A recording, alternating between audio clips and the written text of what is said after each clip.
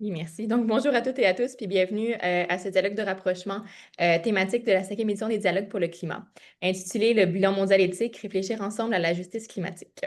Donc, même si nous sommes en ligne en ce moment, donc la majorité des gens présents et présentes se trouvent à Tiohtià:ke, aussi connu sous le nom de Montréal, un territoire autochtone non cédé, historiquement reconnu comme un lieu de rassemblement de nombreuses Premières Nations. Nous souhaitons donc les reconnaître comme gardiennes des terres et des eaux sur lesquelles beaucoup d'entre nous nous trouvons et souligner les liens continus entre les peuples autochtones et toutes les communautés qui y vivent. Donc, cette table ronde aujourd'hui s'inscrit dans le cadre du bilan mondial éthique ou le Global Ethical Stocktake, qui est une initiative mondiale portée par la présence de la COP30, qui vise à intégrer aux négociations climatiques internationales les dimensions éthiques, culturelles et sociales, en particulier en réunissant des voix autochtones, syndicales, académiques et la société civile. C'est un dialogue qui est comme officiel, qui a été fait dans différentes régions du monde, mais qui est aussi ouvert à tous les acteurs de la société civile d'en faire. Donc, je suis très heureuse d'avoir organisé avec vous, dans le cadre des dialogues pour le climat, un bilan mondial éthique. Donc, merci d'être avec nous pour ce moment de réflexion collective. Les dialogues pour le climat visent à rendre les négociations plus accessibles, inclusives et mobilisatrices. Et donc, on vous invite à suivre le reste de notre programmation pendant les 2 semaines de la COP que je vais partager dans le chat. Puis on tient aussi à remercier les 10 organisations partenaires des dialogues pour le climat que vous pouvez voir sur la première ligne de notre beau background et également remercier nos partenaires financiers que vous voyez sur la ligne juste en dessous. Donc, le webinaire aujourd'hui est enregistré et sera disponible prochainement sur YouTube. Donc, sans plus attendre, je vais vous présenter notre animatrice, Madame Rio Wachung, présidente sortante de l'Association canadienne de philosophie, co-directrice du Centre de recherche en éthique, professeure à l'Université de Montréal.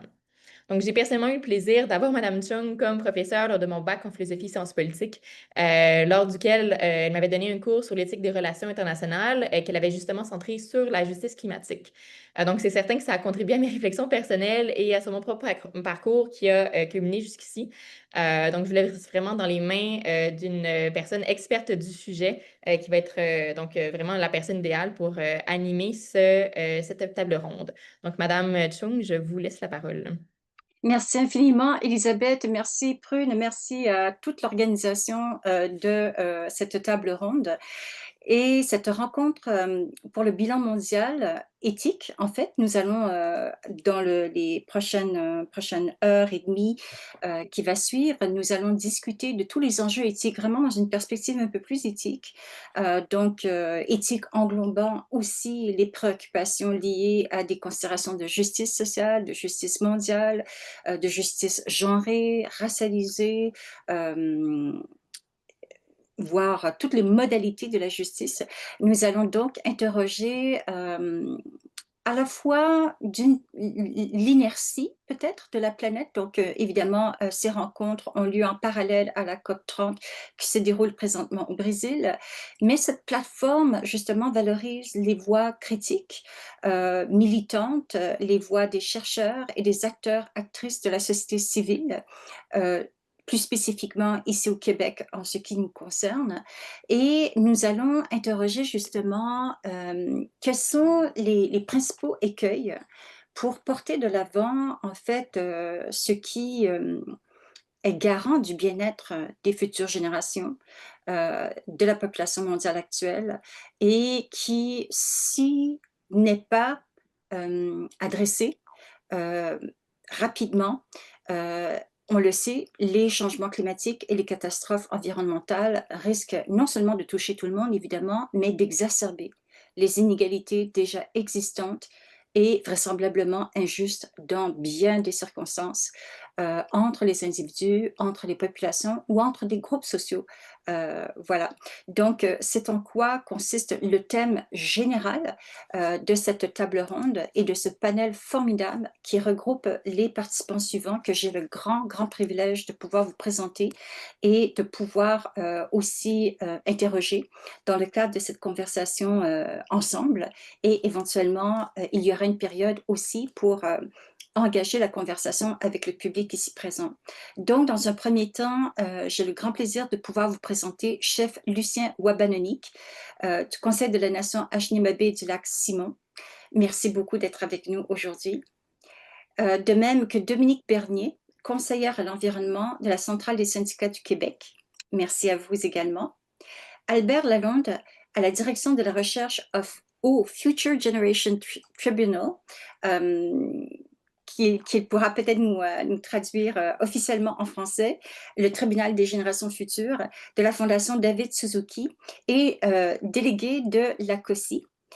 De même, merci beaucoup Albert d'être parmi les nôtres, de même que Esther Jago, représentante pays et représentante du pays et coordonnatrice du programme de coopération volontaire au Bénin et qui fait partie du CECI.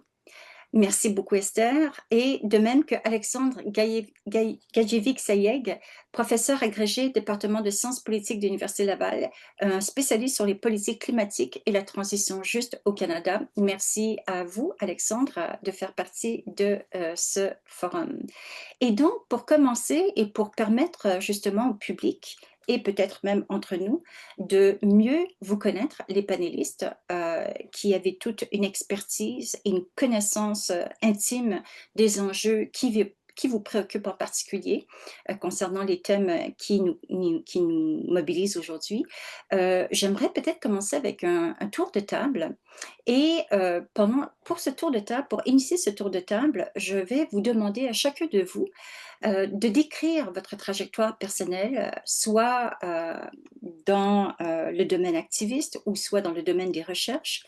Donc, de nous décrire votre trajectoire personnelle qui vous a mené jusqu'à cette table ronde et les enjeux principaux qui vous tiennent le plus à cœur concernant justement les changements climatiques liés au bilan mondial éthique.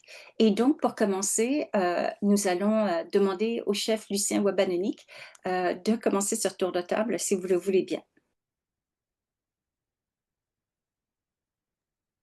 Bon, est-ce que vous m'entendez bien? Oui, bonjour tout le monde, il me fait plaisir d'être avec vous aujourd'hui. Je pense que c'est un sujet vraiment, là, on va dire, mondial. C'est préoccupant quand même de tout ce qu'on constate à travers les différents pays. Mais pour ma part, je suis Anishinaabe de la nation algonquine. J'ai grandi en territoire, aussi survivant des pensionnats. J'ai été là quelques années avec mon défunt frère. J'ai grandi en territoire avec la famille. Puis on est venu dans une communauté, une réserve, un statut de réserve qui a été créé pour le Lac-Simon, parce que Lac-Simon, c'est le village où j'habite aujourd'hui avec mes enfants. Maintenant, mon parcours, bien écoutez, moi, j'ai commencé à vraiment travailler en territoire, en forêt. J'ai commencé très tôt jeune. On m'a donné des responsabilités quand même rapidement parce que mon père était comme entrepreneur sylvicole. On faisait du reboisement à l'époque.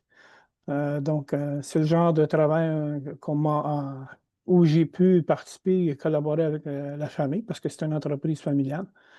Mais aussi, j'ai étudié dans le domaine sylvicole, technicien forestier. Mais pour ça, il y a plein de choses qu'on pourrait dire dans ce domaine-là, des bonnes et des mauvaises aussi. Donc, ça m'a amené à faire d'autres choix aussi de carrière. J'ai même été policier dans ma communauté pendant 11 ans. Donc, le domaine de service public policière, je connais un petit peu. Je vais dire que je ne suis pas un expert dans ça, mais j'ai un parcours divers. À un moment donné, j'ai été candidat au niveau politique, quand même assez jeune, 32 ans. Je suis devenu chef de ma communauté. Suite à d'autres élections, ben, un autre chef est rentré, mais il m'a demandé comme, de devenir le chef négociateur pour son équipe de politique. Donc, j'ai fait de la négociation avec le Québec, le Canada même, et d'autres organismes extractifs, là, on peut parler des mines, des forêts. Euh, Puis par la suite, ben, on m'a demandé, après ce mandat-là, ben, de redevenir, de revenir, c'est-à-dire en politique. Je suis devenu le grand chef de ma nation qui représentait quand même 9 communautés algonquines Anishinaabe. Donc, j'ai continué comme ça tranquillement. À la fin de mon mandat, là, j'ai pris un temps pour moi. Après ça, on m'a redemandé de revenir en politique. Cette fois-ci, comme chef, j'ai fait mon mandat de chef. Après ça, conseiller. Je suis revenu en politique encore 2 ans. Puis actuellement, ben, je termine mon mandat comme chef de la communauté ici. Donc, j'ai eu un parcours quand même assez divers. J'ai aussi de la formation en droit. mais pas nécessairement à l'université, mais c'était des cours privés où on a étudié le droit autochtone, le common law, le Code civil du Québec, droit de la personne. Donc, ce genre de choses-là qui m'a permis de mieux comprendre les différents enjeux, autant régional, national qu'international, parce que j'ai quand même intervenu au niveau international à quelques reprises, notamment contre l'EPL 97, un régime forestier qui devait être changé pour mieux inclure d'autres personnes, mais finalement, ce n'était pas le cas avec le Québec, là. Donc, je termine là-dessus. J'essaie d'être limité dans ma présentation. Donc, merci de votre écoute. Merci beaucoup, chef Wabanonik, mais j'en profite quand même parce que votre parcours est tellement intéressant et peut-être très rapidement, quels sont les enjeux principaux qui vous préoccupent dans le contexte des changements climatiques? Bien, écoutez, l'attitude des gouvernements actuellement là, de limiter la portée et la nature des changements qui sont quand même très importants aujourd'hui, c'est visible partout à travers le monde. Il va y avoir de plus en plus on va dire des réfugiés climatiques. Nous, on le constate déjà, même ici en région, au Québec, au Canada, on le constate déjà juste par observation. Il y a de plus en plus de gens multiculturels qui viennent dans notre région, dans la province au Québec, dont nous, on habite. Puis on voit de plus en plus ces gens-là essayer de s'adapter, mais c'est difficile. Mais je pense que les gouvernements, je dirais plutôt, doivent faire mieux et plus en termes d'éducation, mais en termes aussi de prévention. Mais je crains pour ma part que ce soit un peu trop tard. On a déjà dépassé, je pense, certaines barrières où les scientifiques nous ont dit clairement qu'il y a telle date à telle date, on va basculer dans un autre effet beaucoup plus drastique et qu'on ne pourra pas contrôler, hein. Donc, le climat, la mer Terre, elle va nous enseigner, veut pas, les limites qu'elle peut supporter. Donc, pour ma part, je pense qu'on a déjà dépassé certains aspects là, au niveau du climat. Donc, c'est plus une question de dialoguer tellement. Il faut vraiment penser à un plan où on doit considérer tous ces aspects-là, mais en même temps dire et se dire surtout qu'on doit maintenant trouver des plans d'adaptation.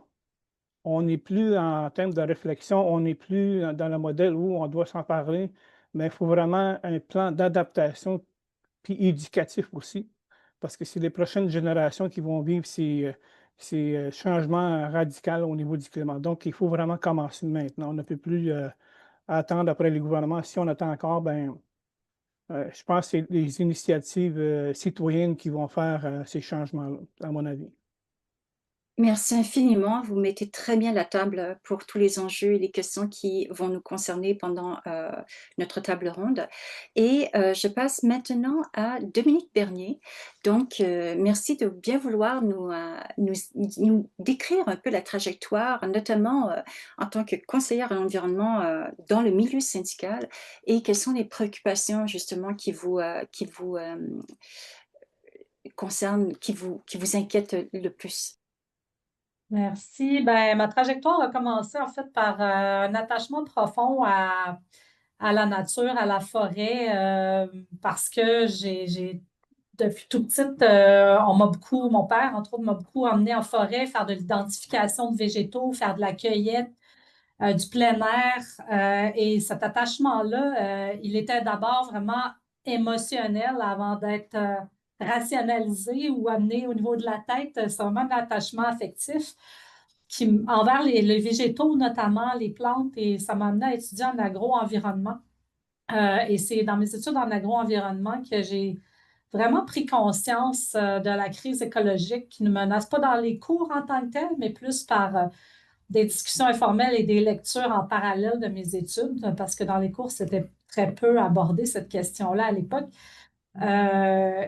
Ben, j'ai senti très fort une urgence d'agir, une urgence de sensibiliser, et je me suis heurtée assez vite au fait que malgré la science, malgré les arguments que j'avais et qui étaient supportés oui, par la science, il y avait très peu d'ouverture des gens que je rencontrais, et même placés devant les faits, il y avait une fermeture qui s'opérait chez la plupart des gens. Et là, je me suis dit très vite que j'avais envie de contribuer défaire ces perceptions-là, à trouver une façon de faire en sorte que les gens se rendent compte de l'importance d'adresser ces enjeux-là. Donc, j'ai beaucoup travaillé dans des organismes environnementaux, travaillé à mon compte aussi pour soutenir des causes environnementales et j'ai milité aussi, bien sûr, euh, pour l'environnement là, de différentes manières. Et puis, ça m'a amené de fil en aiguille à, disons, travailler avec des acteurs du monde syndical sur ces enjeux-là. Et j'ai compris que le monde syndical s'y intéressait quand même depuis un bon moment avec la notion de transition juste, notamment, qui était assez peu développée au Québec, mais qui l'était à l'international. Et puis, ben, finalement, j'ai obtenu un poste à la CSQ, à l'environnement, à la transition juste. La CSQ est une centrale syndicale qui représente essentiellement du personnel de l'éducation. Mon rôle était beaucoup axé, ben, il est encore beaucoup axé, mais au départ, c'était encore plus que ça, sur l'éducation relative à l'environnement et comment outiller nos membres qui souhaitent faire davantage d'éducation relative à l'environnement dans les établissements d'enseignement du Québec. Mais graduellement, j'ai amené en fait mon organisation à comprendre l'importance d'agir de manière plus politique sur les enjeux de transition et plus concrète aussi en mettant en place des gestes, disons, systématiques comme bon, un plan de carboneutralité pour les opérations de la centrale, mais aussi des outils pour permettre à nos membres qui souhaitent opérer une transition juste de leur milieu de travail, d'avoir tout en main pour y arriver, y compris des outils politiques, des outils techniques et des outils éducatifs. Donc, c'est un peu comme ça. Puis les enjeux qui me touchent le plus en termes d'éthique, ben, je pense que c'est le fait que ce sont les populations qui ont le moins contribué au changement climatique qui sont les plus touchées. Et c'est aussi celles qui souvent disposent des savoirs les plus cruciaux pour faire face à ces défis-là, notamment les peuples autochtones de partout dans le monde. Et malheureusement, ces savoirs-là ne sont pas pris assez au sérieux, ne sont pas écoutés. C'est quelque chose qui me trouble profondément et que j'essaie de mettre davantage en lumière dans le cadre de mon travail. Merci beaucoup, Dominique. Il y a beaucoup des thèmes que vous avez soulevés sur lesquels nous aurons justement l'occasion d'approfondir. Alors, peut-être demander à Albert cette fois-ci, donc qui représente parmi tous les panélistes sans doute le plus jeune d'entre nous et qui justement représente d'une certaine façon la voix des générations futures. Parlez-nous un peu de votre trajectoire. Bonjour, oui, pardon, je suis dans un corridor, dans une situation un peu précaire. Alors, s'il y a des perturbations, j'en suis désolé. Euh, mon parcours a commencé au début de mon secondaire, où à l'époque, c'était les politiques d'austérité du gouvernement Couillard. J'ai d'abord abordé, je pense que je me suis tourné vers les luttes environnementales après avoir milité plutôt sur des questions de justice sociale de manière un peu plus large, puis avec je pense, des orientations de base qui étaient vraiment fondées là-dessus. Puis de fil en aiguille, je me suis retrouvé un peu catapulté par un concours de circonstances, porte-parole des Vendredis pour le futur à Montréal. Les grèves dans les écoles secondaires, à l'époque, c'était une découverte aussi, je pense, de nos droits politiques en tant que mineurs, où on avait des assemblées générales, avec vraiment ce pouvoir d'autodétermination. Des assemblées générales de 800 élèves dans la cafétéria de ma polyvalente, où on bloquait les portes, on forçait notre école à fermer ses portes durant toute la journée, en étant là au petit matin, etc. Donc, c'est des processus qui sont familiers dans les milieux étudiants au Québec, mais à l'époque, il fallait tout inventer de A à Z, tout mettre en œuvre nous-mêmes au niveau secondaire. C'est des luttes contre les directions qui essayaient d'envoyer des centaines de personnes en retenue à la fois. C'est la découverte du pouvoir des médias. Euh, Aujourd'hui, je me penche sur différents sujets. Je garde un pied solidement ancré dans le militantisme de terrain. Dernièrement, ça a été plutôt sur le projet de loi 97, donc le soutien aux, aux résistances au blocus forestier. Je fais un peu des relations de presse pour différents groupes grassroots à Montréal qui ont besoin d'aide de temps en temps. Lutte pour la justice migratoire. Etc., des groupes comme Solidarité sans frontières, par exemple. Je fais partie de la coalition pour le définancement de la police également. Puis du point de vue plutôt, mon militantisme s'est aussi professionnalisé plutôt autour de la justice climatique. et du droit. Donc, je travaille à la Fondation David Suzuki depuis 5 ans, où j'explore différents projets, toujours en lien avec le pouvoir des arts pour la justice climatique et sociale.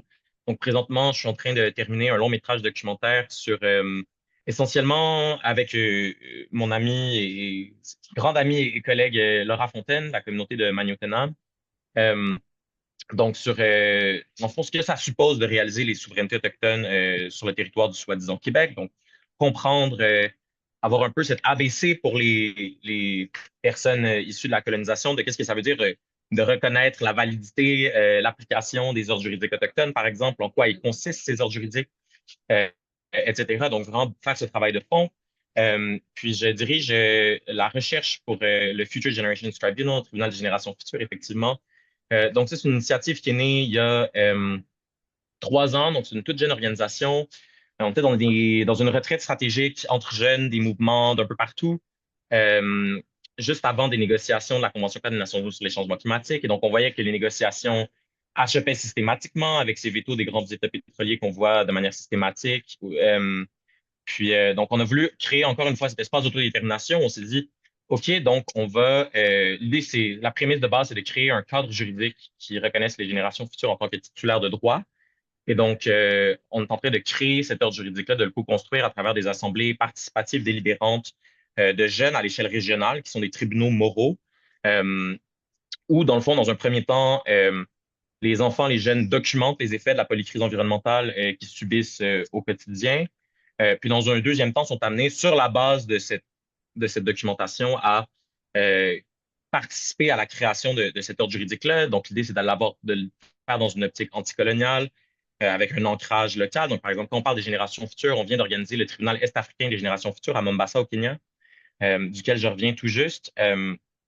Puis, par exemple, la définition juridique des générations futures suppose une définition qui est en lien avec le temps. Donc, qu'est-ce que c'est le futur? C'est quoi l'interaction entre le futur? Ça, c'est profondément culturel. Donc, aussi, puis évidemment, le but, c'est de reconnaître et de renforcer les ordres juridiques et toutes les normes qui découlent des ordres juridiques autochtones partout dans le monde où, en général, ce qu'on constate, c'est que ce lien, d'abord, il y a des obligations vis-à-vis des générations futures qui sont reconnues depuis des millénaires, qui sont qui sont intimement liées aux obligations vis-à-vis des ancêtres et vis-à-vis du territoire. Euh, alors, voilà. Merci beaucoup, c'est fascinant. Et donc, nous allons poursuivre avec Esther. Donc, encore une fois, nous avons le grand bonheur de pouvoir vous avoir dans ce panel. Merci de partager avec nous également votre parcours. Merci beaucoup pour l'opportunité. Moi, je travaille depuis 20 ans dans la gestion de programmes en Afrique subsaharienne. Et depuis quelques années, je me consacre au renforcement du pouvoir économique des femmes au Bénin en tant que représentante pays du Centre d'études et de coopération internationale. J'accompagne une programmation qui est focalisée sur l'adaptation au changement climatique et le développement économique agricole. Mais il faut dire que j'ai fait un suite puisque je viens du secteur de la santé. Donc, j'étais dans les programmes de santé et sur le terrain, à voir les communautés, je me suis demandé est-ce que c'était la meilleure porte d'entrée avec ce qu'on avait. Donc, j'ai fait un grand suite où je suis venue maintenant travailler avec les femmes dans les communautés rurales où les effets des changements sont au quotidien. Donc, très vite, j'ai constaté que les impacts ne sont pas neutres. Ça amplifie déjà les inégalités qui existaient, les inégalités économiques, territoriales ou du genre. Donc, au Bénin, vous le savez peut-être, quand j'écoutais les gens, je souriais, je me dis, les femmes ici ont un accès limité à la terre, aux ressources de production, au financement et à la prise de décision. Donc, cela les rend particulièrement vulnérables face aux effets que sont la sécheresse, les inondations, qui sont récurrentes, et la dégradation des sols. Donc, ce qui me tient le plus à cœur, c'est la reconnaissance des savoirs locaux portés par des femmes. Parce qu'elles jouent un rôle majeur dans l'agriculture vivrière, dans la gestion de l'eau, dans la gestion des systèmes d'alerte, dans l'agroécologie, l'économie circulaire.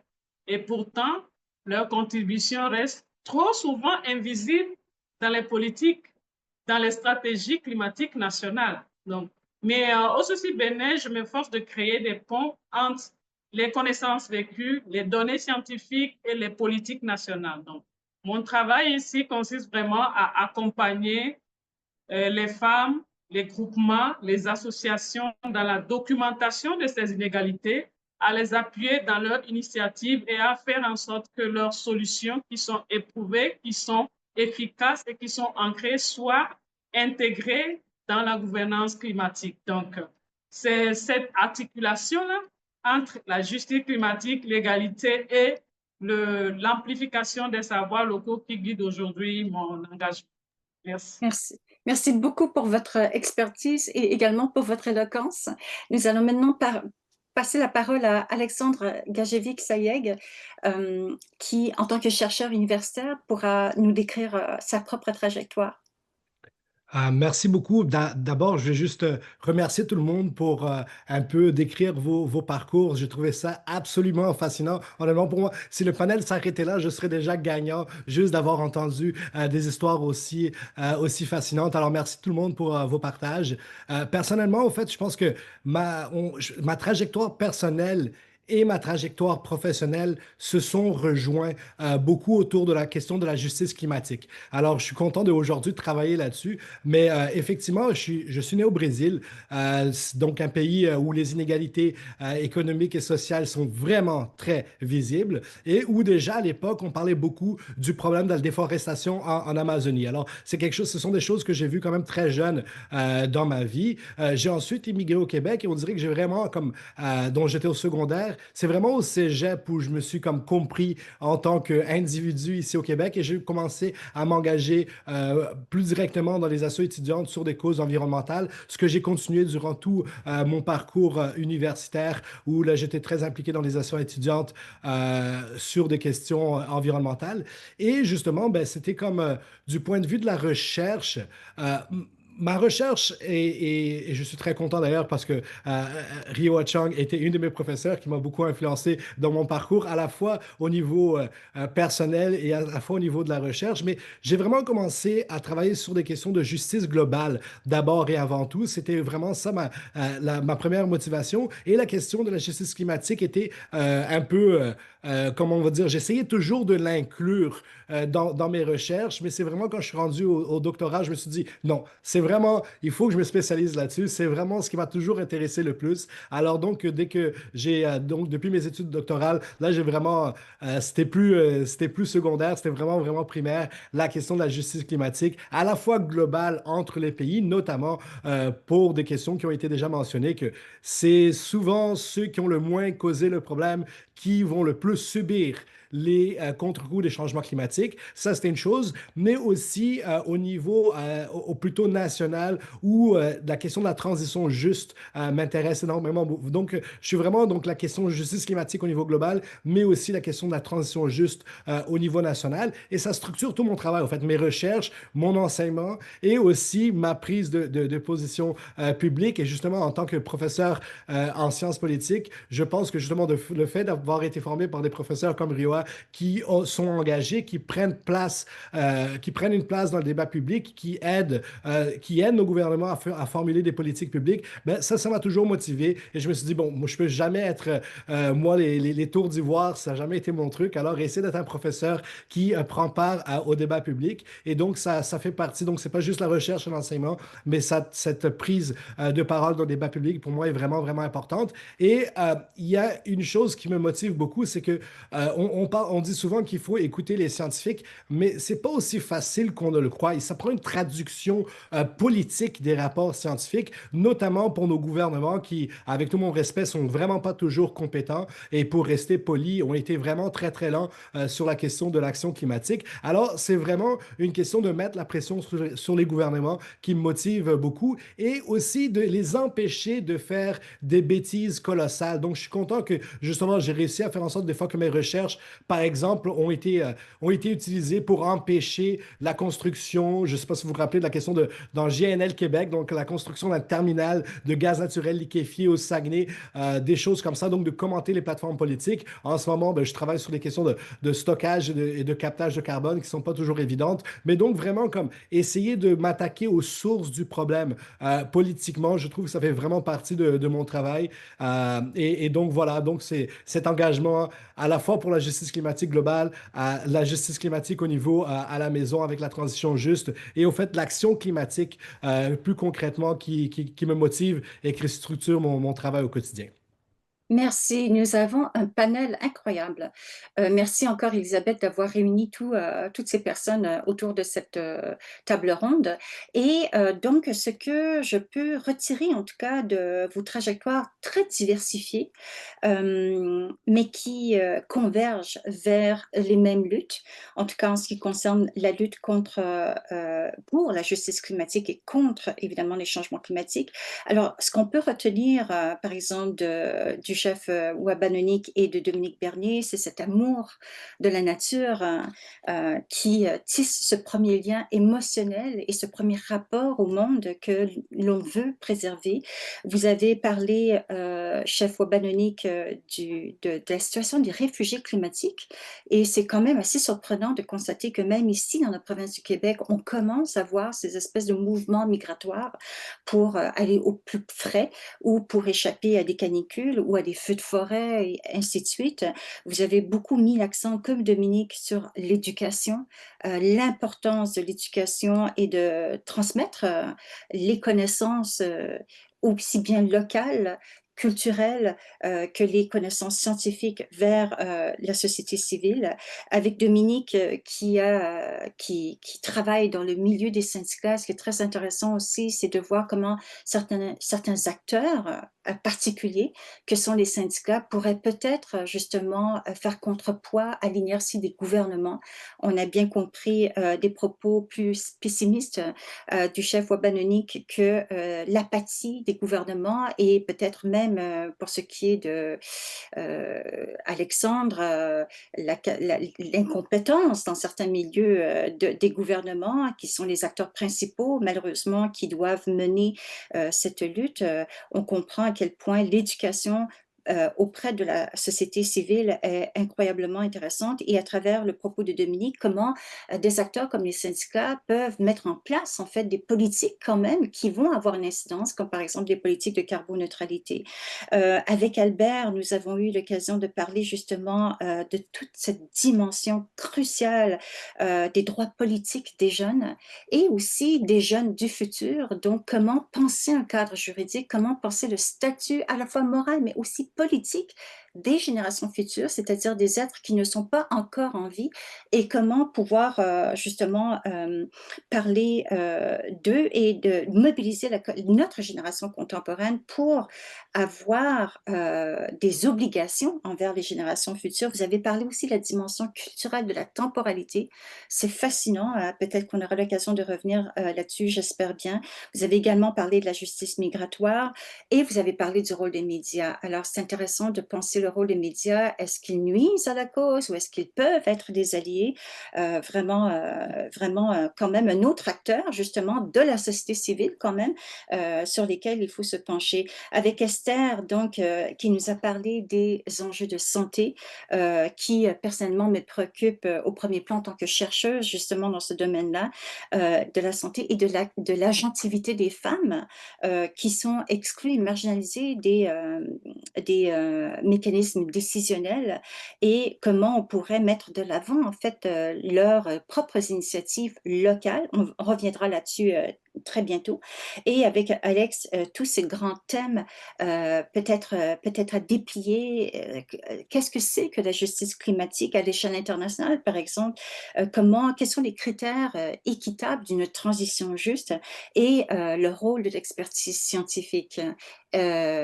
Tous des thèmes absolument fantastiques et très complexes à discuter. Mais peut-être pour commencer avec une première question. Alors, je vais m'adresser peut-être en particulier au chef Wabanonique et à Esther, peut-être aussi à d'autres interlocuteurs. On sait que, par exemple, Alexandre est né du Brésil et vient du Brésil. Et donc, mais quelle tradition, quelles histoires ou pratiques culturelles, spirituelles issues de votre communauté pourraient nous apprendre à vivre en plus grande harmonie avec la nature? Par exemple, pour ce qui est de Esther, vous avez parlé justement de ces initiatives locales entreprises par des femmes. En quoi consistent-elles? Et pour ce qui est justement du chef Wabanonique, qu'est-ce que le monde occidental est force est d'admettre que la gouvernance mondiale et la gouvernance en termes de lutte contre les changements climatiques est portée par des gouvernements qui occupent des positions de pouvoir à l'échelle internationale et au sein même des pays occidentaux. Et donc, comment contrer aussi cette forme de ou occidentalocentrisme, aussi bien au sein des pays qu'à l'échelle internationale. Donc, peut-être passer la parole d'abord au chef Wabanonique. Merci pour la question. C'est vraiment une question très large. Mais je vais peut-être revenir un peu à notre façon de voir le monde de notre côté, les Premières Nations. En tout cas, pour ma part, c'est l'éducation que j'ai eue. Nous, on voit le futur comme pour cette génération d'avance. Hein. Ça veut dire probablement 200 ans minimum. Là. Donc, en faisant, en regardant l'avenir dans cet angle-là, dans cette perspective-là, il y a des choses qui nous tombent sous les yeux, là. Parce qu'on regarde ce qui se passe aux alentours, le climat, les reportages, les catastrophes naturelles que tout le monde va vivre. Hein. Ça, c'est clair, tout le monde va le vivre d'une manière ou d'une autre. Ceci dit, nous, de notre côté, on a quand même des savoirs millénaires sur le territoire qu'on voudrait bien partager.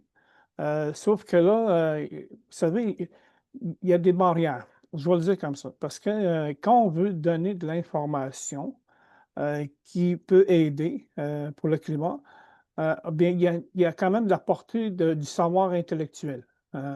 Parce que souvent, ce qu'on a remarqué chez nous, c'est que quand on partage une information, ça devient comme monnayable. Ça devient comme si une source d'information qui est monnayable. Nous, on le partage de façon très ouverte, là. Mais sauf que là, qu'on recommence à donner ce genre d'informations peut-être à d'autres entités et organisations, autant gouvernementales que privées, ben, ça devient un obstacle dans le sens que ces gens-là qui ont un brevet maintenant par rapport à ce savoir-là, ils disent que ben, ça ne vous appartient plus maintenant, ce savoir-là. Ça, c'est un empêchement pour nous là, d'aller plus loin. Puis il y a des craintes face à ça là, maintenant. Là.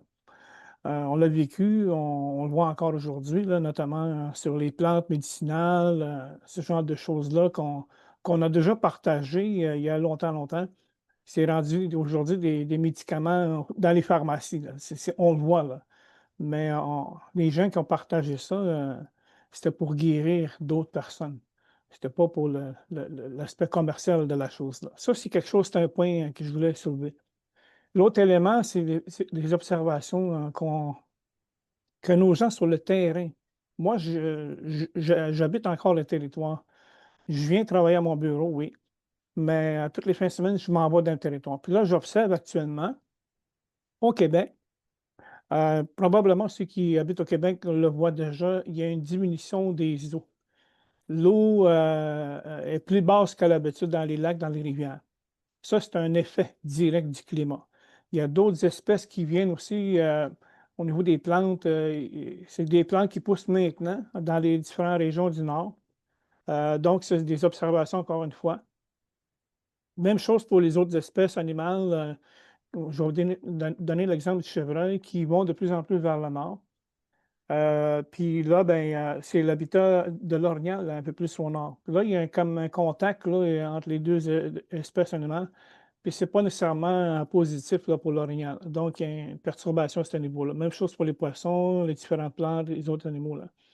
Même les oiseaux, on voyait des oiseaux maintenant qui n'étaient pas, on va dire, ils ne venaient pas jusqu'au nord à notre niveau là, au Québec. Là. Donc, on voit maintenant des oiseaux qui n'étaient pas il y a 10 ans. Ça, c'est les observations, là. C'est pas nécessairement qualitatif ou quantifiable, mais nos gens nous le disent, puis ils observent cette réalité-là changeante là, au niveau du climat. Donc, ça a des effets euh, plus larges qu'on pense. Puis au niveau humanitaire, comme je l'ai dit tantôt, on voit des gens maintenant qu'on ne voyait pas dans notre région, des gens de d'autres pays. Bien sûr, tout le monde essaie de s'adapter à cette situation-là, autant les gens locaux, parce que ça crée, veut pas, vous savez, plus que de proximité, plus de gens qui sont ensemble longtemps, très longtemps, ça va à un moment donné créer des situations difficiles. L'aspect social, l'aspect économique, l'aspect de l'occupation des territoires, l'aspect de justice même, vient en quelque sorte, vous l'avez expliqué, Mme Chung, tantôt, ça crée des situations qu'on ne peut pas toujours contrôler ni prévoir. Parce que cette vague-là, c'est une première vague. Il va y en avoir d'autres, là. Parce que l'eau, on a besoin d'eau partout dans le monde. De l'eau comestible, l'eau qu'on peut boire. On peut encore boire ici en territoire au Québec. Mais ça aussi, ça va être appelé, il va y avoir une pression sur ces aspects-là. Autant que les plantations, les reboisements, que les choses qu'on produit pour la nourriture. Ça va être exacerbé, là. C'est certain, c'est clair pour nous. Là, il va falloir avoir un plan vraiment là, d'adaptation pour l'avenir. Je termine là-dessus, mais je pense qu'on pourra en dire long là-dessus. Vous avez mentionné quelques-uns de ces effets-là, puis on le constate aussi de notre côté. Là. Merci beaucoup. Esther? Oui, merci. Moi, j'allais peut-être rebondir. Il a un peu quand même brassé le terrain qui n'est pas très différent de ce que nous avons ici. J'allais dire que nous n'ignorons pas la science ou bien les savoirs traditionnels par manque d'information. Non, c'est parce que les décisions restent éloignées des réalités vécues. Donc, les savoirs locaux sont là et celles portées par les femmes, mais ils sont souvent marginalisés. Donc, on sait, il a brassé tout à l'heure, quand on prend le problème d'eau, on sait que les femmes jouent un rôle central là. Mais est-ce que ça se reflète dans les infrastructures? Non. Donc, la science existe, les savoirs sont là, mais ils ne guident pas forcément les choix au niveau des pays. Donc, ça explique les situations que nous avons. Donc, mais nous avons cette opportunité de pouvoir exploiter les solutions locales qui sont extrêmement efficaces. Je vais vous donner peut-être quelques petits exemples de ce que nous faisons ici au Bénin avec les femmes. On travaille sur les semences traditionnelles résistantes à la sécheresse et ça, c'est des pratiques qui vont de génération en génération. Et pour la stabilisation des sols et la sécurisation des récoltes, les femmes travaillent sur une association, l'association du maïs et du niébé. Ça, c'est qui permet la stabilisation. On a des apicultrices qui, avec une irrigation goutte à goutte, arrivent à sécuriser des espaces pour la floraison des abeilles. Et aussi, on travaille aussi avec des femmes dans une de nos communautés à désengorger les caniveaux, qui permet de réduire les inondations, parce que ça aussi, c'est un problème des villes par rapport à nos pratiques. Et puis, il y a aussi le fait, c'est vrai qu'avec les nouvelles technologies, on a cette possibilité-là d'avoir des creusets où on peut avoir des alertes, des systèmes d'alerte précoces pour dire, ah, moi j'ai tel problème, il y a la pluie qui s'annonce, parce que n'oublions pas qu'on est dans un milieu rural où il n'y a pas d'infrastructure. Donc, c'est juste pour dire que nous avons des solutions qui sont très marginales et périphériques et qui ne se reflètent pas dans les politiques publiques. Enfin, on a aussi l'exclusion qui est institutionnelle, ça il faut le reconnaître. Si on prend le cas du Bénin, par exemple, on a une loi, on a des arrêtés, des décrets sur les changements climatiques, mais nulle part elle n'inclut le facteur genre, alors que les vulnérabilités sont différenciées et sont documentées. Ça, tout le monde le sait. Les femmes sont rarement consultées sur l'emplacement des forages, par exemple, sur le choix de dans la planification des infrastructures, elles ne sont pas consultées. Pourtant, elles sont au cœur et elles devraient. Donc, j'allais juste dire que nous n'avons pas un problème de connaissance actuellement. Nous avons plutôt un problème de reconnaissance et un problème de pouvoir. Comment est-ce qu'on s'assure que les plus marginalisés, les plus touchés participent à la construction de la solution? Merci. Merci infiniment. Je vais rebondir avec une question pour Albert, pour commencer, puisque vous avez été celui qui a soulevé la question des médias. Et justement, alors on vient d'entendre la richesse de ces savoirs traditionnels, et évidemment, comme Esther l'a très bien dit, ces savoirs traditionnels ne vont pas en contradiction ou en opposition avec le savoir scientifique. Et donc, mais pourquoi on refuse au niveau de la sphère politique, pourquoi refusons-nous ou ignorons-nous si souvent ce que la science et les savoirs traditionnels nous disent sur la crise climatique? Et pourquoi aussi partageons-nous, et là c'est en tant que membres de la société civile et de l'opinion publique mondiale, pourquoi partageons-nous ou tolérons-nous la désinformation, même en sachant que des vies sont en jeu? Et peut-être pour mettre ça plus en lien avec la question, le rôle des médias, comment voyez-vous ça, Albert, le rôle des médias dans cette mission éducative ou dans ce problème de la désinformation? Quel est le rôle des médias pour prêter la voix aux générations futures? Comment on pourrait... quel est votre diagnostic? Puisque vous avez soulevé cette question-là absolument cruciale. La question est large. Pour commencer à l'aborder, bon, mais je pense que de prime abord, personnellement, la critique des médias me laisse toujours un peu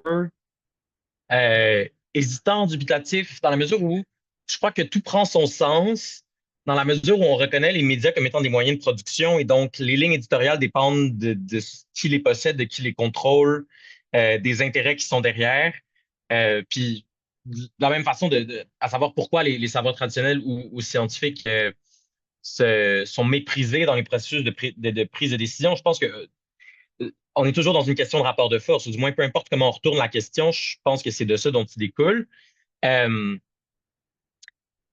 Et donc, pour moi, m'épancher sur une critique des médias, ça relève un peu d'une perte de temps. Je pense qu'il y a l'aspect de la souveraineté narrative, où c'est que je pense qu'il y a différents exemples à travers l'Amérique latine, par exemple, ou au Québec, il y a des radios communautaires autochtones dans chaque communauté qui font un travail super important, des médias de proximité. On est capable d'avoir une circulation de l'information aussi par bouche à oreille. C'est aussi pour ça que le travail militant, on voit parfois des mouvements sociaux. Je veux dire, 2019, c'est un mouvement qui a été très médiatisé, où la mobilisation s'est notamment faite par les médias. Mais les médias répondent toujours aux mobilisations sociales en les dépeignant. Bon, ça peut être positif, négatif, c'est généralement un cocktail de tout ça. Mais les médias répondent aux mobilisations sociales, mais les mobilisations sociales, puis je pense que en appartenant, je veux dire, j'ai 23 ans, j'appartiens à la génération Z, puis je pense on a une socialisation militante qui s'est beaucoup faite sur les réseaux sociaux. Puis c'est quelque chose qu'on est en train de perdre, c'est vraiment cette compréhension que les mouvements sociaux, ça se crée. Dans le cas de 2019, c'est des conversations de table de cafétéria en table de cafétéria. C'est vraiment un aspect humain, relationnel, profond, où aussi, puis quand on parle de la crise climatique, on parle de fatalisme, on parle c'est des questions qui sont philosophiques, spirituelles, etc., puis auxquelles je pense qu'on peut pas répondre. Je veux dire, le format de la clip de 5 minutes, personnellement, je déteste. Puis bon, il y a toutes les. Je pense que à l'époque aussi où j'ai beaucoup été dans les médias, il y avait tout cette dépolitisation où je pense qu'on essayait essentiellement de mettre, puis c'est toujours un peu comme ça, mais on essayait de placer nos citations d'enfants, de jeunes dans des articles qui étaient essentiellement déjà écrits pour correspondre à une image que les médias voulaient projeter de nous, qui n'avait pas nécessairement à voir avec les aspirations politiques qu'on avait. Et donc, souvent, ça a été représenté comme un mouvement qui était très naïf, etc. Mais essentiellement, c'est quelque chose qu'on a tenté de gérer au mieux, avec ou sans succès. J'ai beaucoup d'amertume à ce niveau-là.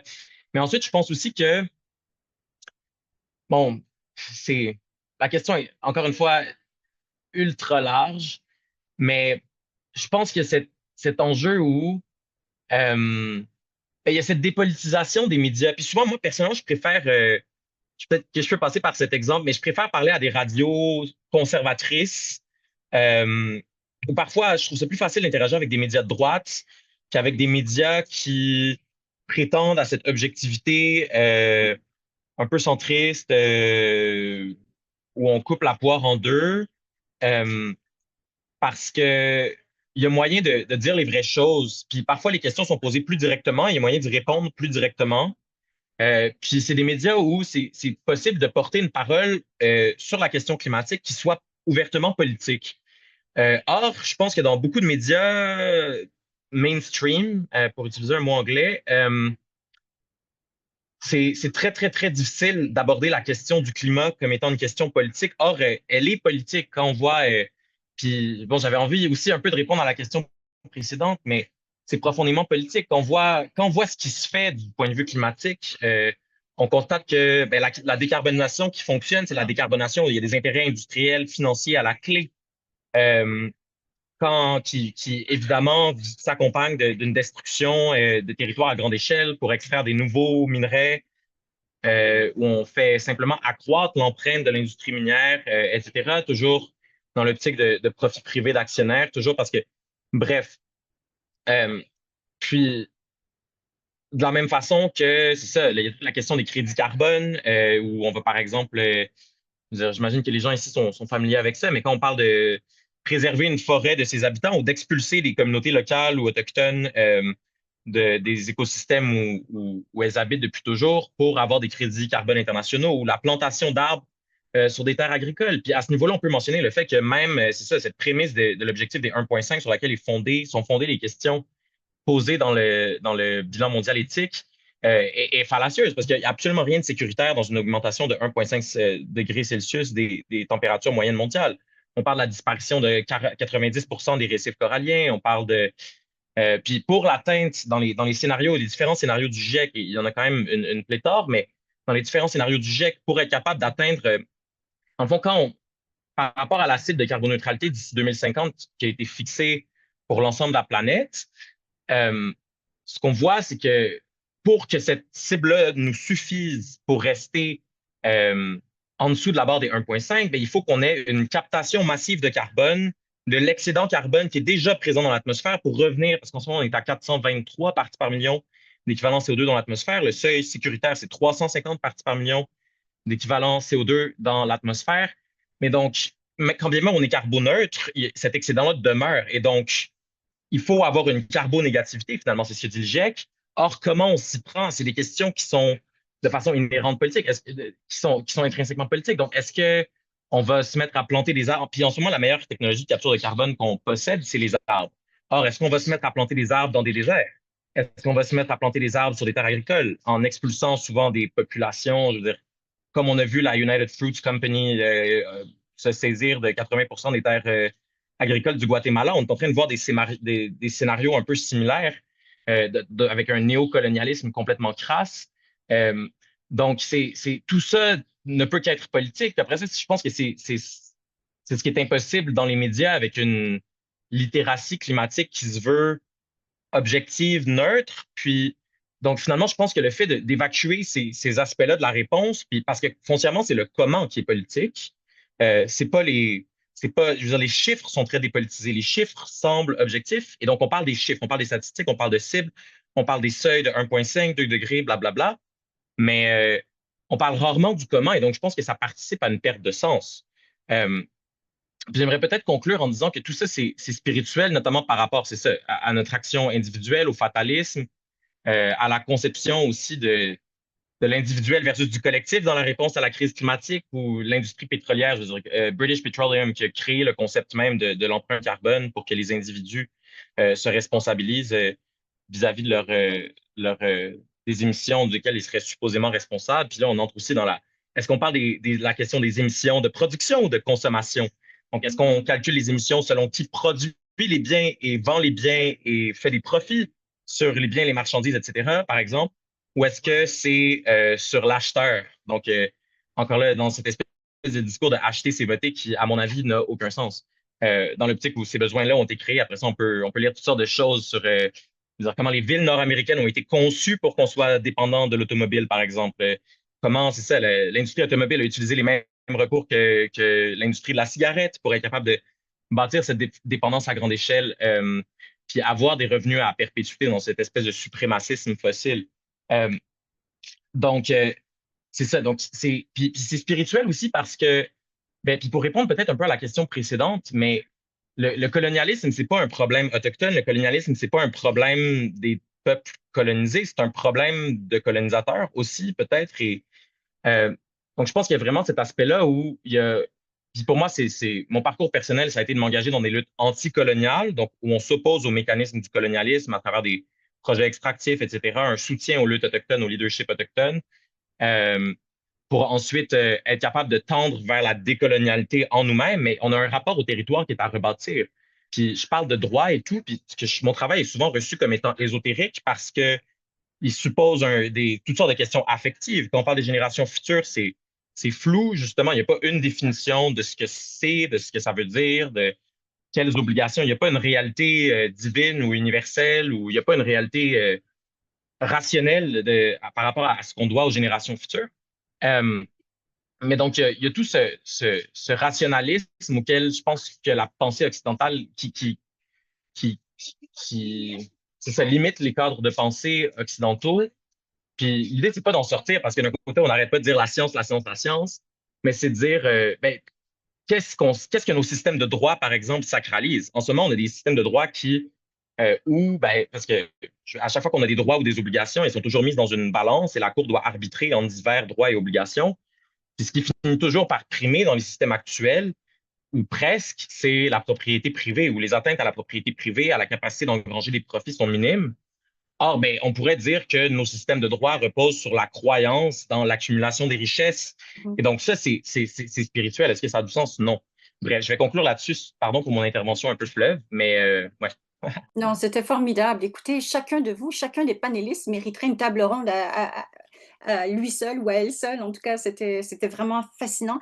C'est vraiment, juste pour rebondir sur certains thèmes qui ont été évoqués, par exemple par le chef Wabanonik, c'est incroyable de penser, de penser nos actions contemporaines en fonction de 6 générations d'avance. J'ai peut-être mal repris la formulation, mais c'est incroyable comment les considérations pour les générations futures sont déjà enchâssées dans certaines cultures. Et en même temps, ce que Albert disait au sujet de la souveraineté narrative, c'est vraiment formidable aussi, et très éloquent, je pense, pour comprendre que, en tout cas, la souveraineté narrative, en ce moment, malheureusement, n'est pas celle des sociétés civiles. En tout cas, pour rebondir avec Dominique et Alex, justement, donc, qu'est-ce qu'on peut faire pour que les pays riches, les grands producteurs et consommateurs de combustibles fossiles accélèrent la transition, contribuent au financement de ces mesures, soit dans les pays les plus vulnérables ou soit dans nos propres pays, mais en regard des catégories sociales plus vulnérables qui vont subir au premier plan les conséquences néfastes et délétères des changements climatiques. Dominique, vous parlez justement du milieu syndical. Qu'est-ce que les syndicats peuvent faire ça? Alex, peut-être pour terminer avec vous, qu'est-ce que c'est qu'une transition juste? Quels sont les acteurs qui vont porter ça pour faire face justement à l'inertie et l'apathie, ou même avec de bonnes intentions, mais de la part d'acteurs étatiques qui sont très difficiles à mobiliser parce qu'ils sont gigantesques et criblés d'intérêts contradictoires. Donc, pour commencer avec Dominique. Merci. C'est une question que je me pose tous les jours. Qu'est-ce qu'on peut faire? Hein? Je ne prétends pas avoir la réponse absolue. Puis je vais faire part de l'état de ma réflexion qui est quand même, disons, pas nécessairement en totale adéquation avec celle de mon organisation, parce que mon organisation chemine. Les organisations syndicales, c'est des grosses organisations. Avant qu'on prenne des positions, c'est long. Donc, il y a nécessairement toujours un petit décalage là, par rapport aux personnes qui y travaillent. Mais je pense que ça prend des transformations en profondeur. Je pense que, en fait, le défi des changements climatiques ou de la crise écologique plus largement, c'est pas un défi technique, c'est un défi de transformation sociale. Puis à ce compte-là, ça prend en fait, pour faire une transformation sociale, il faut essayer de voir qu'est-ce qui nous empêche, quels sont les freins au changement actuellement. Puis parmi les freins que je vois, qui sont, selon moi, majeurs, c'est l'absence de lien social. C'est le fait qu'on est complètement détricoté, on est complètement dissocié de nous-mêmes. Puis là, je rejoins un peu Albert dans les dimensions spirituelles, mais dissocier de nous-mêmes, dissocier des autres et dissocier de la nature. Et je pense qu'un des fondements, en fait, un des premiers pas à faire et un rôle que les syndicats peuvent jouer, vers lequel j'essaie tranquillement d'amener mon organisation, on commence, en fait, on le fait déjà au mouvement ACT, dont je m'occupe, le mouvement d'action collective en transition environnementale et sociale de la CSQ, qui regroupe plusieurs, en fait, environ 1000 établissements membres, plusieurs personnes actives, membres, travailleuses et travailleurs actifs. Mais c'est de faire ce pas-là, c'est de se rapprocher de quels sont nos vrais besoins. Parce qu'il y a des besoins qui sont réels, puis il y a des besoins qui sont factices, qui nous sont, comment dire, qui découlent en fait d'une fausse conception qui nous a été un peu inculquée, notamment la question économique. On pense que on pense à l'économie ou à la nécessité de croissance économique ou à la nécessité du travail tel qu'on le conçoit, puis du fonctionnement économique d'une société comme si c'était coulé dans le béton. Mais en fait, c'est des conventions sociales. Et ce qui dit convention sociale dit chose qu'on peut changer comme société si on le décide collectivement. Puis ça, malheureusement, ça demande une décolonisation de nos imaginaires. Okay? Nos imaginaires ont été colonisés par le capitalisme et on doit se déconstruire.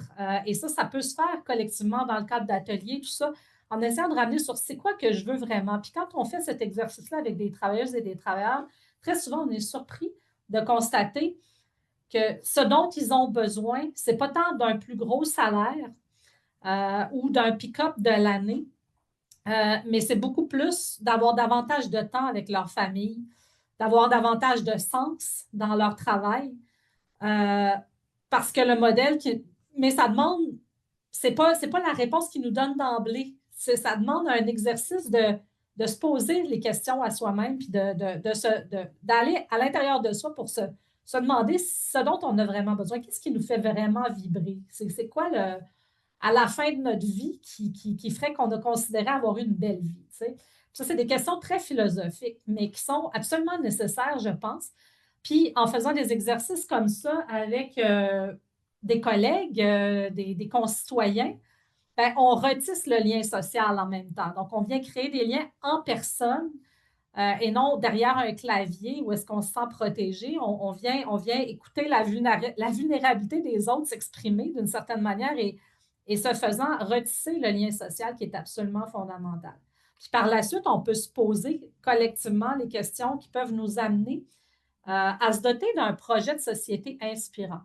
Parce qu'actuellement, ce qu'on a ce qui nous est présenté, en fait, c'est qu'on est face à une montée de l'extrême droite qui est en train de défaire tout le tissu, tout le filet social qu'on s'est créé, mais aussi qui nous fait reculer de plusieurs années en matière de lutte au changement climatique. Là, on ne va pas se mettre la tête dans le sable, ce n'est pas leur cheval de bataille principal. Ils ont plus envie qu'on revienne en arrière à ce sujet-là.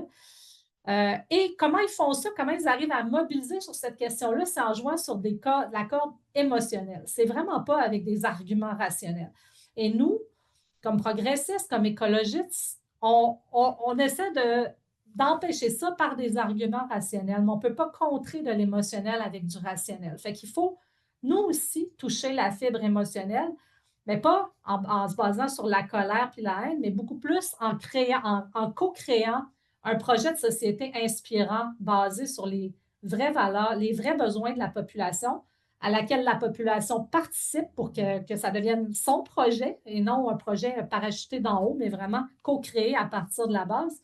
Puis à partir de là, on peut avoir un enthousiasme, une flamme, comme ça a déjà existé, par exemple, à l'époque de la Révolution tranquille ou à d'autres époques dans le passé, qui va nous amener à revendiquer l'avènement de ce projet-là. Puis là, ben, ça veut dire par la suite des transformations politiques profondes. Mais pour faire des transformations politiques profondes, puis là, moi, j'irais juste, puis ça, c'est mon avis personnel, mais à remettre en question le modèle électoral qui oblige, en fait, un concours de popularité essentiellement, puis qui fait en sorte que nos gouvernants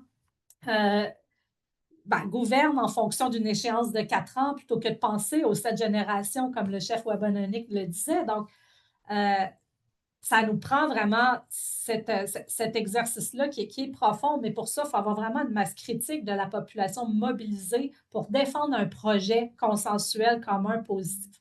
Puis là, ben, c'est un rôle que probablement les syndicats sont encore les organisations de la société civile qui ont la plus grande capacité de mener un tel chantier parce que ça ne viendra manifestement pas du gouvernement. J'essaie d'amener mon organisation vers ça. Il y a beaucoup d'engouement, même les autres. C'est quelque chose qui pourrait arriver dans les prochaines années, sans aucun doute, un tel chantier.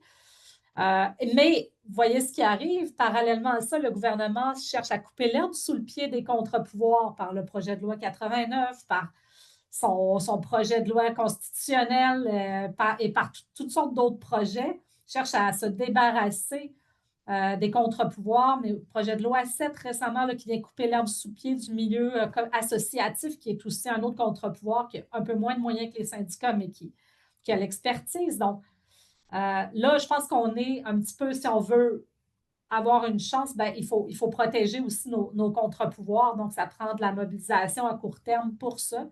Mais je pense qu'on ne s'en sortira pas sans, c'est ça, regarder les 3 piliers, la dimension, la reconnexion à soi, aux autres et à la nature. C'était vraiment, vraiment fascinant. Et je dirais même, c'était quand même, il y a quand même un message d'espoir. En tout cas, il y a une possibilité d'action dans votre discours et c'est quelque chose qui nous fait du bien par les temps qui courent. Et maintenant, pour Alexandre, vos réflexions sur cette question-là, qu'est-ce qu'on peut faire pour faire bouger les gouvernements, comment mobiliser la société civile et puis quels sont les critères d'une transition climatique juste? Ben, en fait, dans ce qu'il faut faire, il y a vraiment comme un projet qui est davantage justement critique et un projet qui est plutôt positif. Et si je peux, il faudrait en fait, et ça va me permettre de même répondre à la question précédente, parce qu'une des principales choses qu'on doit faire, c'est faire face à l'industrie fossile et faire face aux partis qui soutiennent l'industrie fossile. Alors, on peut bien faire ce qu'on veut dans tout le reste. Si on ne fait pas ça, on ne va pas gagner la bataille climatique. Eux, ils sont beaucoup trop puissants et il faut les affaiblir de toutes les manières qu'on puisse. Je pense qu'on a donné beaucoup de pistes de solutions, c'est-à-dire si on n'utilise plus leurs produits, ça aide. Mais l'affaire, c'est que la plupart des gens utilisent leurs produits, hashtag le pétrole, le charbon, la plupart des gens utilisent leurs produits et donc il faut démanteler la machine qui fait en sorte que depuis 40 ans qu'on connaît le problème, on continue à utiliser ces produits. Alors, moi, quand on me dit on n'écoute pas la science ou on ignore la science, on n'ignore pas la science. Ça fait 40, 50 ans qu'on connaît la science et que des groupes nous empêchent consciemment d'agir. Il y a une machine de désinformation qui a été créée et qui est extrêmement forte et qui est extrêmement agressive et qui est toujours aussi efficace aujourd'hui. Ces gens-là n'ignoraient pas la science il y a 40, 50 ans. Ils savaient très bien ce qui allait se produire et ils ont créé une machine pour continuer à vendre leurs produits. Alors ça, là, c'est comme dans les choses les plus importantes qu'on doit faire, c'est d'attaquer de face cette industrie. Et leur campagne de désinformation est vraiment, vraiment puissante et toujours assez effective. Au début, c'était vraiment, on semer le doute, n'est-ce pas? On utilisait, c'était des campagnes pour semer le doute dans la tête des populations et dans la tête des politiciens. Aujourd'hui, ils ont vu que la plupart des gens acceptent la science et ils ont donc adapté leur stratégie. Alors aujourd'hui, j'aime moins parler de climato-scepticisme que plutôt de obstructionnisme climatique et qui leur ouvre la porte à une série de tactiques qu'ils utilisent. Mais juste au niveau de la désinformation comme telle, ces gens-là ont des think tanks extrêmement riches et extrêmement puissants qui vont produire des rapports bidons sur la question climatique. Ils font, à chaque fois que ce soit justement à la Chambre des représentants aux États-Unis ou au Sénat, il y a quelqu'un qui est anti-fossile, ils vont faire des campagnes immenses. Ils vont payer de lunch à des manifestants qui sont prêts à mobiliser, qui sont partis de ce think tank-là pour aller porter des pancartes, pour faire obstruction à des candidats qui sont pro-climat. Ils font des donations majeures aux partis politiques, ils font du lobbying, ils font des campagnes, comme justement des campagnes contre la taxe carbone et ainsi de suite. Et ils font une série de mesures d'éco-blanchiment. Par exemple, au Canada, c'est tellement concret et tellement actuel en ce moment. Le groupe Pathway Alliance, je ne sais pas si vous avez déjà entendu parler de ce groupe, donc c'est une nouvelle machine de lobbyisme anticlimatique qui a été créée. Donc, c'est un regroupement des 6 plus grandes compagnies fossiles au Canada qui font de l'éco-blanchiment pour cette industrie-là. Donc, leur but, c'est justement de capter des fonds publics pour les industries fossiles.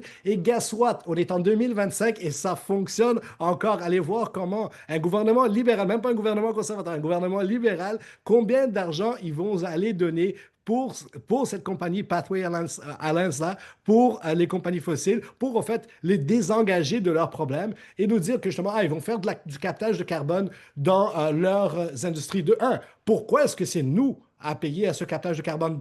De deux, ces technologies-là ne fonctionnent pas. Elles sont vraiment, vraiment inefficaces et coûteuses. Donc, on va payer publiquement pour des choses qui sont inefficaces et coûteuses et qui, au fait, ne solutionnent même pas le problème parce que la plupart des GES, du pétrole, vient même pas dans la production, vient quand il est brûlé par la suite. Mais vous allez voir combien de milliards de dollars on va dépenser là-dedans. Et ça, c'est de l'argent qui pourrait nous propulsionner parce que là, on parle des montants qui sont exorbitants. Et qu'on a fait, donc, on a dit qu'on allait arrêter de subventionner les industries fossiles. Et n'est-ce pas que ces industries-là ont trouvé un moyen de ramener les subventions vers eux? Alors, une chose qu'on doit vraiment faire, c'est d'aller directement blâmer les industries fossiles et faire en sorte et blâmer les partis politiques qui soutiennent ces industries fossiles-là. Alors, on doit commencer par attaquer beaucoup plus directement le problème. Et Dominique, je m'excuse, je sais que moi, j'utilise la colère quand j'ai la bonne cible. Moi, ça ne me dérange pas d'être fâché. Et je trouve que quand on a la bonne cible, les industries fossiles, c'est peut-être une bonne chose de de diriger notre colère vers eux. Et je pense que ça, c'est quelque chose qui manque beaucoup parce que c'est une condition nécessaire pour qu'on avance dans la lutte, c'est de défaire cette machine-là, de affaiblir cette machine-là par tous les moyens. Et justement, la taxe carbone, c'est un moyen à mettre en place la fin de la vente de voitures électriques. Alors, ce sont des choses qu'on avait déjà mis sur la table et que ces industries-là ont réussi à tellement faire de lobby que là, on est en train de enlever ces mesures-là qu'on avait déjà dit. Et même au Québec, et là, je commence à toucher aux choses plus positives, mais la fin de la vente de voitures à essence au Québec est quelque chose qui aurait déjà dû être une loi depuis très, très longtemps. Et là, le gouvernement, qui n'est pas capable d'avoir un leadership, dit « Ah, on va peut-être comme repousser cette date-là parce que ils subissent l'opinion publique plutôt que essayer d'avoir du leadership. » Mais au Québec, l'argent du pétrole sort de la province. On ne produit pas de pétrole. C'est le plus grand déficit de notre balance commerciale, c'est notre utilisation de pétrole. Les voitures électriques, alors, on s'entend, c'est une petite solution, là, c'est une petite partie de la solution. C'est de l'électricité de chez nous. Et donc, même avec quelque chose qui nous ferait sortir gagnant de la transition, on a de la difficulté à mettre ça en place parce qu'on manque de vision, parce qu'on manque de leadership. Alors, pour commencer à toucher les choses plus positives, il y a une chose qui pour moi est très importante, c'est de capitaliser sur la pluralité des motivations. Alors, il y a des gens, je pense, qui vont être très motivés par justement des choses que plusieurs d'entre nous ont déjà expliqué dans ce panel-là. Donc, justement, aller chercher des motivations individuelles pour agir.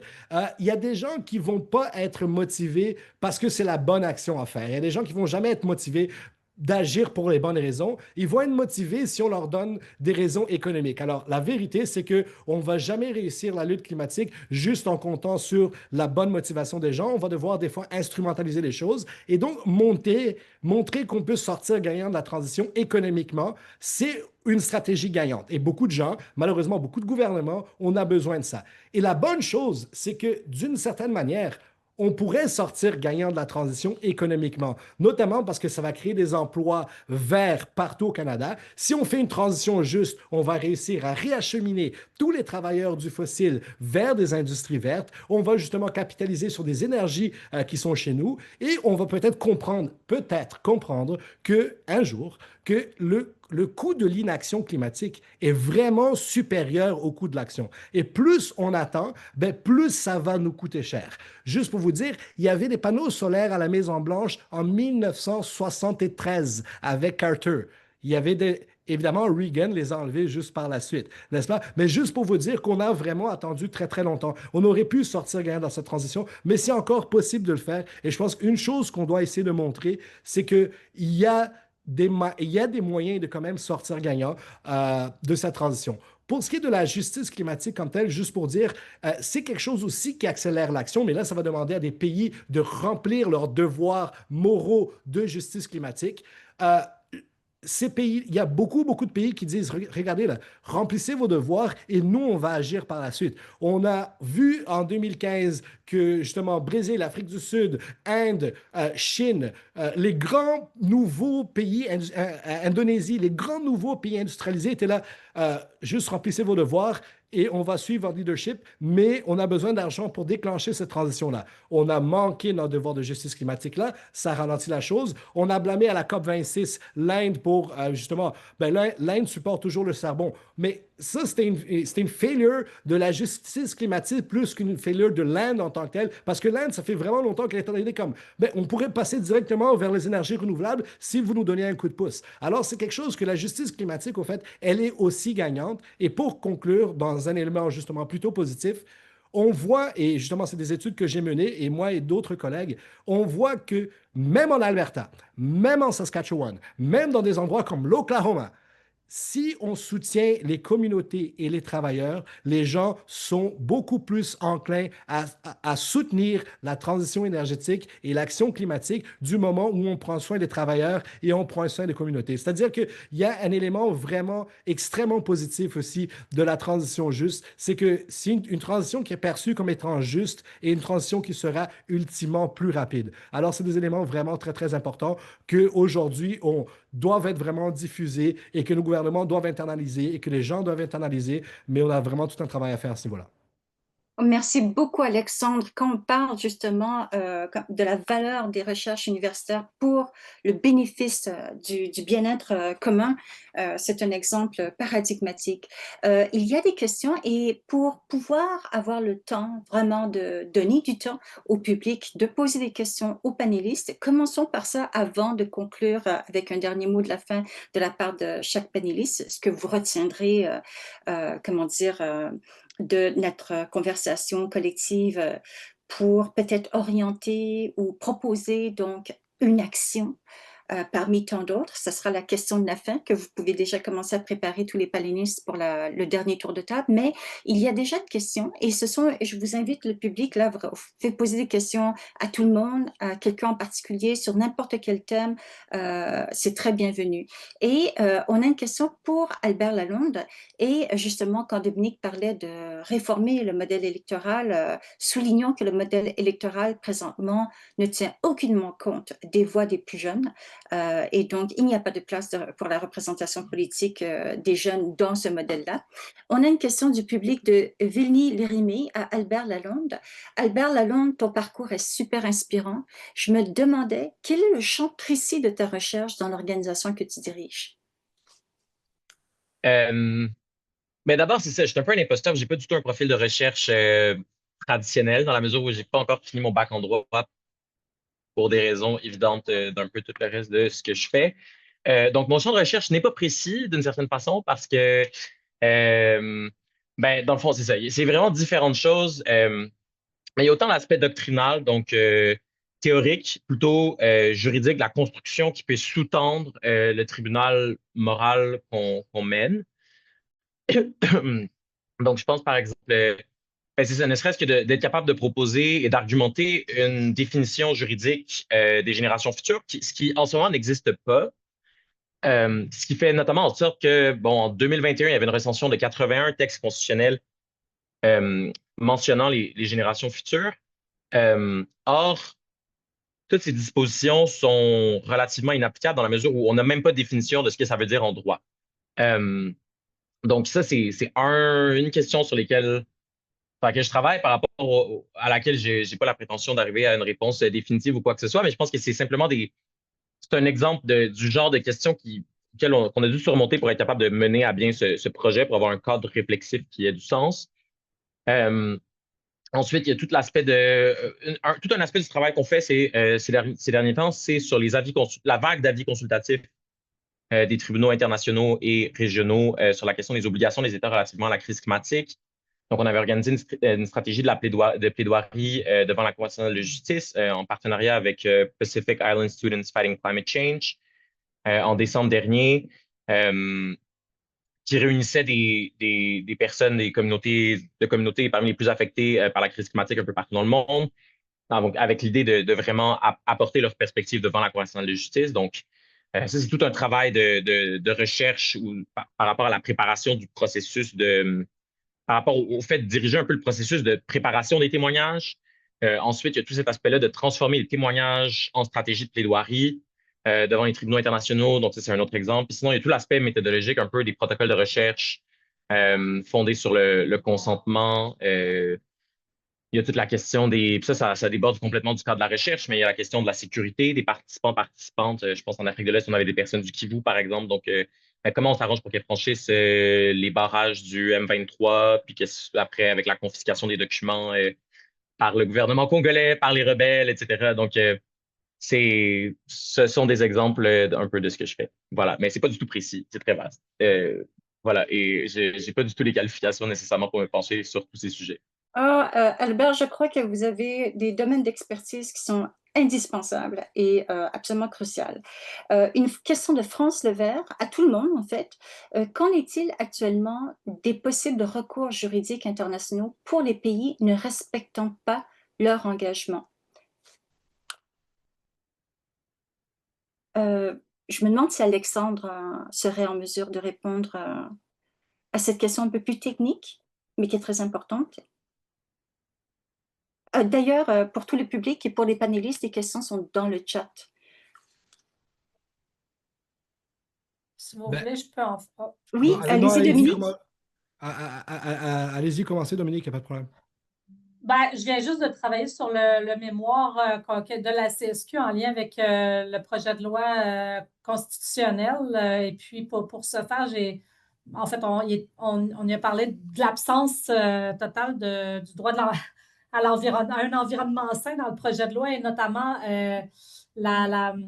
à part ce qu'il y a dans la charte, mais qui est un droit qui est politisé, dans le sens que c'est un droit qui est dans le cadre législatif. Donc, si le cadre législatif de protection de l'environnement est restreint, ben, la capacité de la population de se prévaloir de ce droit-là est aussi très restreinte. Et j'ai regardé dans le contexte, dans le fond, dans les différentes constitutions du pays, des différents pays, qu'est-ce qui se fait de mieux? Puis, notamment, ben, il y a plusieurs exemples, mais ben, il y a des exemples en Europe, en France, au Portugal, en Norvège notamment.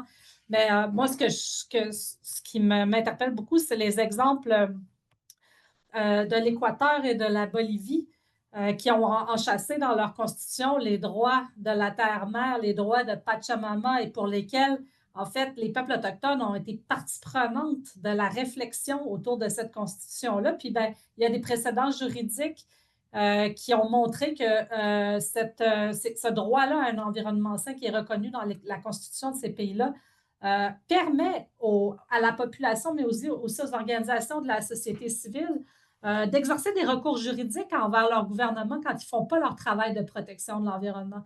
Moi, je pense que la voie constitutionnelle est quand même super intéressante, mais pour ça, il faut que le processus de réflexion ou d'assemblée constituante soit sérieux et largement, disons, partagé, parce que, et ce n'est pas le cas actuellement au Québec. Et je suis sûre qu'Alexandre a plus de choses à dire que moi là-dessus.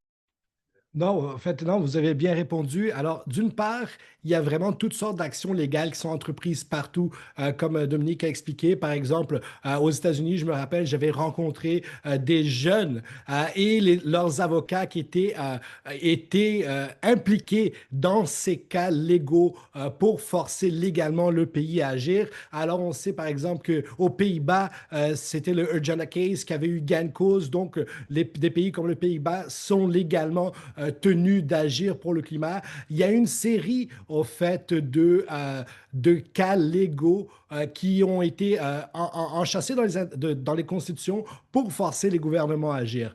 Mais la question plus précise des recours internationaux, là, on doit se référer à la Cour internationale de justice. Et la Cour internationale de justice a statué clairement, sans équivoque, que c'est illégal de ne pas agir pour le climat. Et donc, là, il y a vraiment des recours légaux au niveau de la Cour internationale de justice. Donc, c'est vraiment une violation des droits que de ne pas agir pour le climat. Donc, ça a été mis au clair. D'ailleurs, en fait, mon collègue qui est vraiment spécialiste de cette question, on a eu une discussion la semaine passée, il est présentement à Belém aussi, donc il est en train d'écouter tout ça de très, très proche. Mais la vérité, c'est qu'aujourd'hui, on peut taxer les gouvernements de ne pas agir pour le climat avec des recours au niveau de la Cour internationale de justice.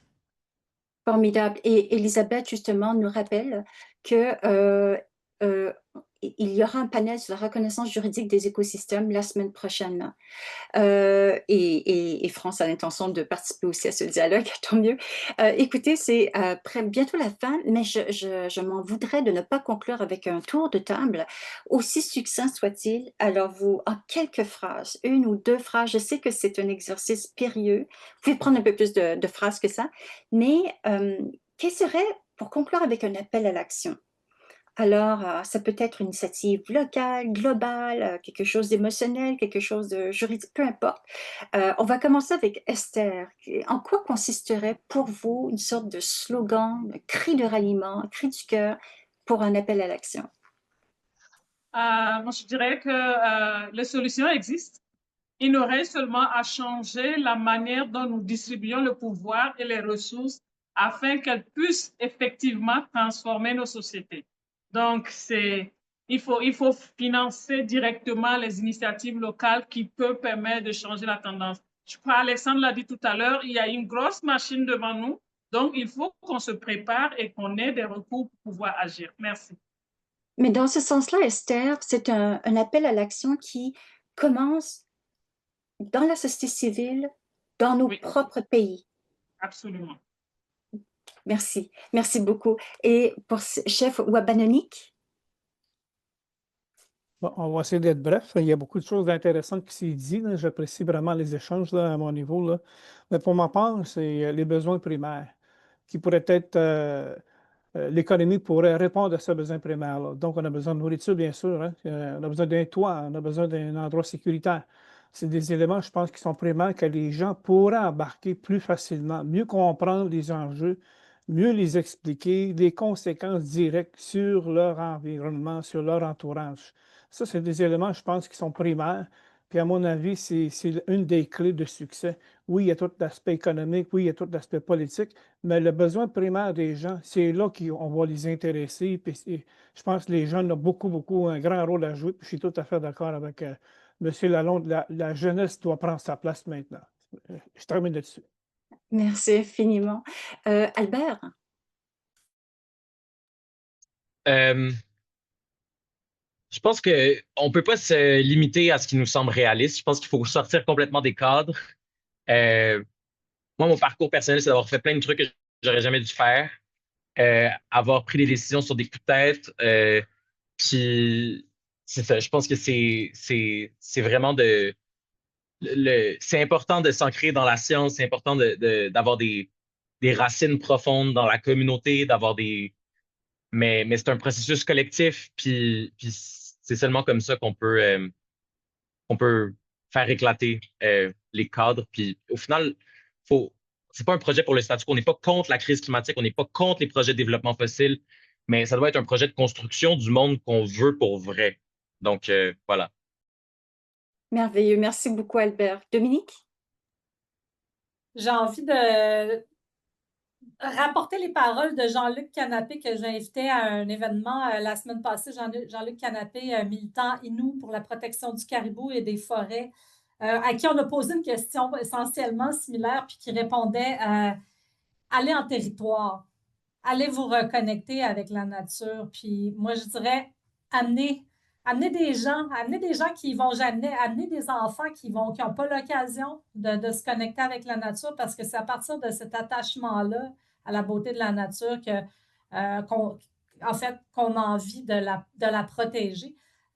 Puis aussi, la nature nous parle, la nature nous donne des enseignements. Puis quand il faut se connecter elle nous inspire, elle nous dit comment la protéger. Ça a l'air bizarre, mais je vous jure que c'est vrai, parce qu'il y a quelque chose qui se passe à l'intérieur de nous quand on est entouré d'arbres, quand on est entouré de la beauté de la nature, puis ça nous donne des idées, ça nous donne la capacité de trouver des solutions nouvelles, des solutions auxquelles on n'aurait pas pensé, qui peuvent sembler pas réalistes, mais qui finalement, suffit de faire des petits pas, puis le chemin se dégage au fur et à mesure. Donc, aller en territoire. C'est tellement vrai. Et dans plusieurs cultures, il y a des mots qui désignent la promenade en forêt comme une démarche spirituelle de recontact avec la nature et avec l'essence de la condition humaine et non humaine. Alexandre, mot de la fin? Bon, c'est pour des phrases un peu catchy. Je pourrais dire, d'une part, dans la lutte climatique, gagner trop lentement, c'est juste une autre manière de perdre. Alors, il faut qu'on accélère le pas. D'autre part, il faut qu'on comprenne que le coût de l'inaction est grandement supérieur au coût de l'action. Il faut qu'on comprenne qu'une transition juste sera une transition plus rapide et si on peut dire, il faut qu'on arrête de voter pour des politiciens qui soutiennent les énergies fossiles. Et juste pour terminer, on a les technologies aujourd'hui pour couper 95% de nos GES dans tous les secteurs de l'énergie. Et le prix de ces technologies-là a énormément baissé. Aujourd'hui, économiquement, c'est plus viable de faire la transition énergétique que de ne pas la faire. Alors, on a des raisons même économiques de le faire aujourd'hui et notre population et politiciens doivent comprendre ça. Ben, merci, c'était un message extrêmement clair et extrêmement riche. Écoutez, nous sommes arrivés à la fin de façon très ponctuelle. Je vous remercie infiniment pour à la fois votre éloquence et votre concision. On aurait aimé pouvoir vous écouter encore des heures et des heures, mais malheureusement, la table ronde prend fin. Alors, j'en profite encore une fois pour remercier Chef Wabanonik, Esther Diego, Albert Lalonde, Dominique Bernier, Alexandre Gaïevic, Sayeg et surtout Elisabeth Fournier et l'organisation de ces tables rondes, les dialogues pour le climat. Merci infiniment et bonne route. Oui, Merci à donc, vous. Merci merci beaucoup. encore une Merci fois. infiniment. Également Au revoir. enregistrant sur YouTube si vous voulez regarder des beaux moments. Donc, merci à tout le monde. Merci.